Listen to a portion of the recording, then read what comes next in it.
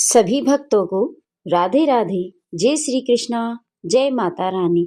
बोलो छठी मैया की जय।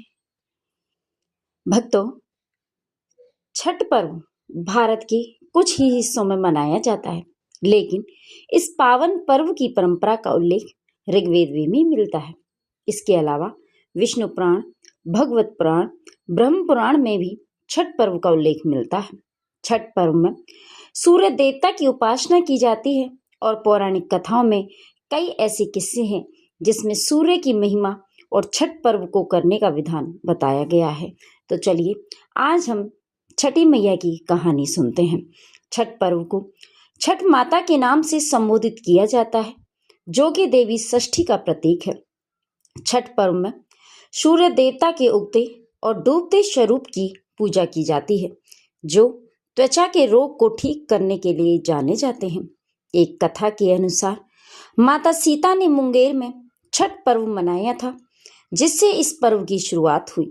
पांडवों के जुए में हारने के बाद द्रौपदी ने छठ व्रत रखा, जिससे उनकी मनोकामनाएं पूरी हुई।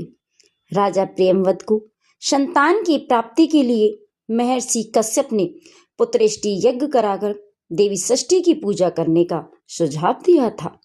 छठ पर्व में भले ही सूर्य देवता की पूजा होती हो, लेकिन छठ पर्व को मैया कहकर संबोधित किया जाता है। ऐसा इसलिए है क्योंकि धार्मिक मान्यताओं के अनुसार षष्ठी देवी को लोक भाषा में छठ माता कहा जाता है, जो ऋषि कश्यप तथा अदिति की मानस पुत्री है। इन्हें देवसेना के नाम से भी जाना जाता है। माँ देवसेना भगवान सूर्य की बहन तथा भगवान कार्तिकेय की पत्नी है। देवासुर संग्राम में देवताओं की मदद के लिए जब उन्होंने असुरों का संहार किया, तो इन्हें देवसेना कहा गया। देवसेना के बारे में कहा जाता है कि वो नवजात शिशुओं के जन्म काल से लेकर अगले 6 दिनों तक उनके पास रहकर उनकी रक्षा करती है। छठ एक बहुत ही महिमामयी पर्व है और कई पुराणों और वेदों में भी इनका जिक्र किया मिल जाता है। पौराणिक कथा के अनुसार ऋषि अर्क को स्वयं आकाशवाणी से इस महान पर्व को करने की प्रेरणा मिली थी। वे कुष्ठ रोग से बुरी तरह से पीड़ित थे और पीड़ा के कारण अपना शरीर तक त्यागना चाहते थे। तभी आकाशवाणी हुई और उन्हें इस पर्व की महिमा पता चली। फिर उन्होंने पूरी भक्ति के साथ यह पर्व किया, जिसके बाद वो इस त्वचा रोग से मुक्त हो गए। छठ में सूर्य के दोनों स्वरूप यानी उनके उगते स्वरूप और डूबते स्वरूप की पूजा होती है। सूर्यदेव त्वचा के रोगों को ठीक करने के लिए जाने जाते हैं और छठ पर्व में सूर्यदेव की ही पूजा होती है। एक अन्य कथा के अनुसार माता सीता ने मुंगेर में छठ पर्व मनाया था। इसके बाद ही छठ महापर्व की शुरुआत हुई।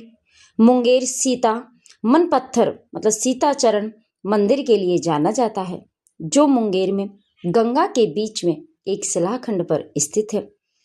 और एक अन्य कथा के अनुसार प्रथम देवासुर संग्राम में जब असुरों के हाथों देवता हार गए थे, तब देव माता अदिति ने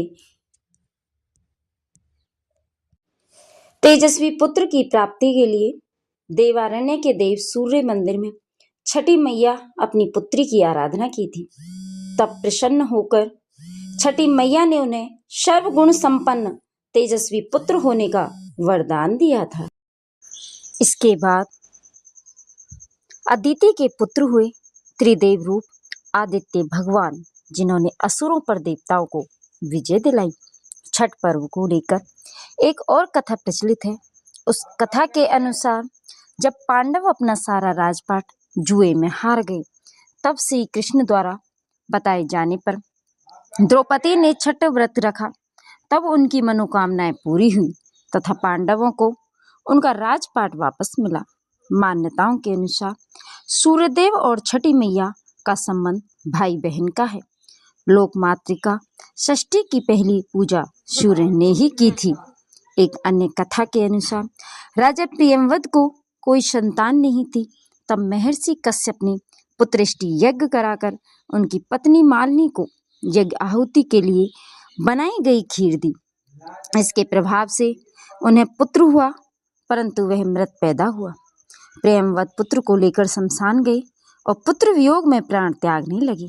उसी वक्त देवसेना प्रकट हुई और कहा कि हे राजन, आप मेरी पूजा करें तथा लोगों को भी पूजा के प्रति प्रेरित करें।